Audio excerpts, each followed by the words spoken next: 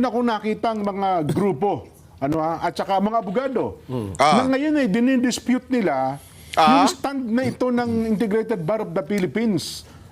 Marami yan, hindi na ako magbabanggit isa-isa. Pero mga kilalang abogado rin po ito na sinasabi nilang hindi naman sila tananong ng IBP na o kaya ng pamunuan ng IBP para lagumin ang isang sentimiento na yun nga ang pananaw ng IBP sa kabuuan ng mga abogado sa ating bansa, Sen. Tama siya kasi ako bilang kasapi ng IBP, wala namang tumawag man lang sa akin o nag-text sa akin. Sana man lang kung merong national na census o kaya survey. Opo. Kunyari, pinasasagot kami. Okay ba itong... Pinadala ko naman yung statement. Opo, ito yung stand natin. Okay ka ba? Kung okay ka, yes. O kaya kung no. Siguro, baka sakaling merong semblance ng consensus getting. Halimbawa, ang problema, bigla na lang lumitaw noong June 4, 2026, yung isang statement na may pamagat na official statement on what constitutes a legitimate quorum for the Senate to conduct official business. Yung statement din, Kuya Benny, ay attributed sa isang entity na ito nga, IBP, official statement nakalagay, pero nanggaling sa Office of the Director for National Communications. Okay. Pero pinalalabas nila, IBP official statement. Ngayon, kinakailangang malaman ng ating mga kababayan na meron pong regulasyon ng rules of court natin na kung saan yung legal operations ng IBP ay nakasalig din sa rules of court na pinromulgate ng ating Korte Suprema. Meron pala Ibig sabihin, lahat ng gagawin, lahat ng tuntunin, nakasalig dun sa Rule 139-A. Okay. Ito kasi yung tuntunin na kumakatawan sa IBP. Ano yun? Isa yun. At po pwede rin gamitin yung kanyang, yung bylaws ng IBP na may petsang 1974. Okay. Itong IBP bylaws, tinangka itong i-revise sa dalawang bagay. Una, yung kung paano i-amend nila yung election method at saka yung election matters. Basta po sa election lang. Sa pamunuan po ng IBP. Sa pamunuan ng IBP. At yung isa naman ay yung mga members ng IBP na maaaring sumama sa government service. At kung paano yung eligibility nila for election. Yun lang ang proposed amendments. Ngunit hindi pa pinagtibay ng Korte Suprema, nakabinbin. So, meron lamang proposed revision doon sa dalawang bagay na binanggit ko. Kaya lang, como hindi naman napagtibay at kahit napagtibay, hindi naman naging daan yon para makagawa sila ng statement Alam mo kung bakit? Yung Section 13 mismo ng Rule 139-A ng Rules of Court. Itong Rules of Court kakilala ng ito ay alam lahat, parang Biblia ito ng lahat ng abogado ang nakalagay doon ay the IBP, sabi niya, is strictly non-political and every activity tending to impair its basic feature is strictly prohibited and shall be penalized accordingly. Sa mga tuwid, hindi sila pwedeng gumawa ng isang political statement. Ayun mismo sa tuntunin namin ng mga abogado. So, Section 13 yun, Rule 139-A. Okay, ngayon, maski sa IBP bylaws,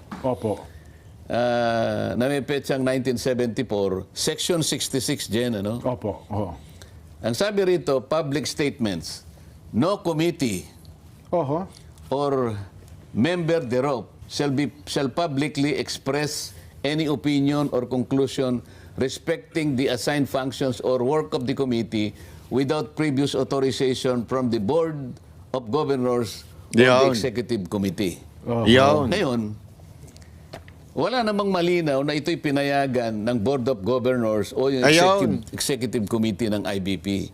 Opo. At wala rin namang committee na ang tawag ay Committee for National Communications na kung saan di umano nagmula yung IBP official statement. Kaso wala pala yun. Walang committee ang ganun sa ilalim ng IBP. Walang committee ganun. Grabe, At kapag no? kahit na may committee ganun, maliwanag dito na nilabag nila yung Section 13, Rule 139A. So kahit may committee, pero again, dapat sana board ang magdidesisyon. Sabi dito, hindi naman board yung nagdesisyon. Yung isang parang committee lang ng communication na hindi naman pirmado ng mga board members. Pero given, let's say, totoo na meron from the board members, hindi pa rin sila pwede dapat magbigay ng opinion about politics. IBP, Rules of court. Rules of court. Rules of court. Hindi kaya may nabayaran dyan. Ako, nagtatanong lang ako Kasi kung malaking bayad dyan, naku po, lahat gagawin basta sa pera ngayon. Alam mo, sabi nga, eto totoo ito Ito, walang biro ito Sabi nga, di ba? Ngayon pinag-uusapan yung pag-build ng third temple, alam niyo yun? Basta hanapin nyo na lang sa Revelations. Yung prophecy about the third temple, malapit na. As in, pinapanood ko nga Tapos ang isa talagang senyales ay yung lovers of themselves. Yun. Talagang ngayon, dumadami talagang yung sarili iniisip. Hindi na iniisip yung eternity. Kasi iniisip na lang talaga ako, sarili. Sarili lang. Yun lang. Pera. Kung paano mabubuhay sa mundo na to. Ganon Parang kung tawagin namin ito, rules of procedure. Ang mga abogado parang Biblia nila ito Ito yung pinagmumula ng tinatawag na remedial law. Okay. Karaniwan ay kinakabisa yun, lalo na yung mga practicing lawyers. Kailangan kabisahin mo yun para pagharap mo sa korte, hindi ka naman masyadong napag-iwanan. Kasi yun na pala ang rules of court. Ngayon, kung ito ay alam nila, hindi dapat sila gumawa ng IBP official statement. At kung ito'y pinayagan ng Board of Governors o yung Executive Committee, makakalabag sila rito. Kung hindi naman pinayagan, bakit lumitaw yung IBP official statement? Sino ang promotor dito? Kaya maliwanag, tingnan mo dapat sana yung IBP, nung makita nila ito, teka muna, saan ang galing yun? Pinayagan ba natin yun? Kung pinayagan, nagkamali po kayo, baka magkaroon po kayo ng problema dahil ang sinasabi rito is strictly prohibited and shall be penalized accordingly. Ibig sabihin, may kaparusahan po ito. Kung hindi naman nila pinayagan, ano hong gagawin nila? Ganun nga. Dapat tiningnan nila sino yung gumawa nito sapagkat ito ay inakala o ipinalitaw nila, ipinakita nila na nanggaling sa IBP. Dapat i-disown nila ito. June 4 pa ito Ngayon, lumabas itong binabanggit ko kanina sa'yo na nasa page 2 ng isang malapad na dyaryo, great legal minds, sabi niya gano'n. Agree. At malamang may nagbayad pa niyan kasi IBP na naman ang nakalagay roon Hindi, advertorial Natural, may bayad, bayad yan. talaga po Grabe, no? Buong page. One page yun full Mahal niyan. page. Ngayon, Nagbayad talaga sa media yan pagka one page sa isang dyaryo. Yun yung sinasabi nila. Si dating Yusek Benny, may hawak na dyaryo yan. Kaya alam niya yan yung bawat page. Pag kumuha ka ng page yan, lalo na broadsheet, ang mahal niyan. Bakit sila nagbabayad just to give a statement? Alam niyo na. Ito kaya ay papayagan ng karaniwan katulad kong miyembro ng IBP na alam ko naman na hindi sila pwedeng gumawa ng political statement pagkatapos ginastos pa yung pera ng IBP para sa ganoon ay isang pahinang dyaryo ang babayaran. Kung hindi ako nagkakamali, hindi bababa sa 150,000 ng isang... Tama po, mahal yan. Baka mura pa yun. Broadsheet ito Nako. Isang buong pahina, ginamit nila at pati Lupit, IBP, yung emblem na nga, yung logo ng IBP nandoon. Ibig sabihin, meron silang pagsang-ayon dito sa ginawa nilang advertisement na ito. So mali yan. Mali yan. Sinasabi ni Senator Marcoleta, may maling ginawa. Nilabag nila yung kanilang sariling batas. Ayun. Malamang, sa malamang, may nagmaniubra na naman yan mula sa gobyerno. Hindi naman gagalaw ng ganyan yan kung walang nagmaniubra o walang nagpondo. Hindi natin alam kung binayaran ba para maglabas ng ganyang statement. Hindi natin alam kasi ultimong yung paglabas sa dyaryo, di ba? Yun, may bayad. Naku, grabe talaga ngayon sa Pilipinas. Oo. Anyway, bantay-bantay lang po tayo Patuloy nating bantayan po mga pangyayari sa Pilipinas dahil grabe ho. At sabi ko nga paulit-ulit sa inyo ipanalangin po natin ang ating bayan dahil kanina na po ang lahat. Sabi ko nga lahat ng sekta sa lipunan kanina na po except the truth, di ba? Yun yung sinasabi ni Senator Cayetano Lahat kanila na and except the truth. Ngayon, do we have hope? Yan ang tanong ng mga kababayan natin Kahit ako, minsan napapatanong talaga ako meron pa ba tayong hope? Wag mo tayo magsasawa. Sabi kasi meron akong pinost ko yung tungkol dun sa isang relihiyon na gustong naghahanda na. May nagkomento doon, sabi doon sa isang komento ano ba yun? Sabi niya, paulit-ulit na lang yung rally, wala naman nangyayari dyan but it doesn't mean we have to stop. Di ba? Kasi kung dati, konti ang naglalakas loob na magsalita, ngayon dumadami na ang naglalakas loob magsalita at tumatapang. Di ba? Kaya wag tayo magsasawa kasi kung maalala ninyo, alam nyo ba gaano katagal bago nakuha ng Israelita ang kalayaan mula sa Ehipto? Umabot sila ng 430 years para makalaya mula sa Ehipto. Ibig sabihin kasi 'di ba, slave sila, ginawa silang slave noon 430 years, 'di ba? Pero nung si Moises pumasok, 40 years si Moises na isang anak ng Pharaoh, di ba?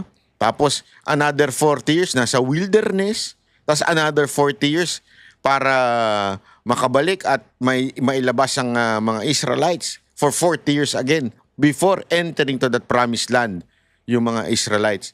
Ibig ko lang sabihin po mga kababayan, sometimes there is a reason why tumatagal ang mga bagay-bagay sa buhay natin. Ako, ito lang nababasa ko I mean, this is just an opinion. I'm not saying this is God talking. Pero kasi siguro parang sinabi na rin sa atin ng Diyos na parang ang tigas kasi ng ulo niyo Dito to naisip ko lang to parang pag tayo pinapanalangin natin ng bansa Sabi ko, Lord, ba't naman tayo umabot sa ganito? Minsan ko na bumubulong ang Panginoon na ang tigas kasi ng ulo niyo Mantakin mo, yung tatay, pinatalsik nyo na nga. Nakalimutan nyo kaagad yung ginawa nung tatay niya. Bakit? Di ba? Bakit nyo binalik uli, pinatalsik nyo na nga uli? Hindi kayo natuto sa lesson doon sa first Marcos regime. Tapos inulit nyo na naman ngayon. Ngayon, maybe, I do not know. I'm not saying this is God's will, but maybe this is God's will of saying to us na kung bakit tayo ganito kalala. Kasi, maybe, sa tingin ko nga mahal pa tayo ng Panginoon dahil at least 6 years lang. Pero, for us to understand yung tinding ng kamalian natin, hinahayaan lang ng Lord muna na hindi natin makuha yung gusto nating makuha para mas lalong bumaon sa isip natin na hindi na natin uulitin to. Kasi hindi nga tayo nadala doon sa una Inulit pa natin. Di ba? Para sigurong, ewan ko correct me if I'm wrong, parang gano'n ang sinasabi ng Panginoon sa Pilipinas Di ba? Nagkaloko-loko na nga kayo noon. Inulit nyo pang uli itong Marcos. Kung hindi kayo sasamahan ng todo at hindi nyo marirealize yung kasalanan o yung kapalpakan, baka ulitin nyo na naman. Kaya, God is patient na inaantay niya na siguro maintindihan ng taong bayan na pumasok na talaga sa isipan at puso natin ito para hindi na natin talaga ulitin. Di ba? Parang gano'n na nangyari. Remember, nung nakalaya ang Israelites, nung nandun na sila sa sea, bago ma-divide yung sea, anong ginawa nila? Abay, sinisipan nila ang Diyos, Sinisipan nila si Moises, didalhan nyo kami dito para mamatay. Sabi, di ba? Sinisi nila, ilang beses nilang sinisi si Moses nung nasa wilderness sila. Imaginein mo to, bakit hindi ka agad nakapasok sa promised land? Kasi doon, pinakita ng Panginoon yung pagpo-provide niya. Provide the way, provide water, provide manna, food. Provide talaga. Everything was provided to them for 40 years. Bakit umabot pa ng 40 years? Pwede naman 5 years lang, 10 years lang, tapos makapunta sila sa promised land. Bakit sila pinaikot-ikot? Hindi naman pinaikot-ikot, pero bago makita nila yung promised land. For them to understand something. Diba? The plan of God to them bilang nation of God. May purpose. So what do I mean? Itong nangyayari sa atin, may purpose to. May dahilan ito kung bakit ang tagal-tagal nang makalaya na tayo eventually sa gobyernong niloloko tayo. Maybe. I do not know. So what we need to do pala is to keep on praying for our country. Yun lang. So that we learn the lesson. Diba? God is in control and God has a purpose. So how do we know that? Through prayer. Kaya sama-sama tayo pagdating ng panahon na i-announce na yung prayer rally. Okay? So maraming salamat po. God bless everyone. Kita-kita ulit tayo. Mabuhay ang bansang Pilipinas. Kami ang boses ng masa, hindi natatakot. Katotohanan lang, di kami nalulunod. Walang bahid ng sismis, lahat ay totoo. Kahit sino ka pa, pag mali ka babanatan ka. Walang pinipili kulay, wala kaming kinikilingan. Basta para sa bayan, kami lalaban. Pagdama palakpakan, pag mali banatan. Di matitinag, di matatakot, para sa bayan tuloy ang sigaw. Sa harap ng kamera, walang halong takot. Mga baluktot, lahat kayo'y tutumba. Ang hustisya at totoo, yun lang ang mahalaga. Kahit sinong harang, di kami matitinag. Walang pinipiling kulay, wala kaming kinikilingan. Basta para sa bayan, kami lalaban. Pag tama palakpakan, pag mali banatan. Di matitinag, di matatakot, para sa bayan.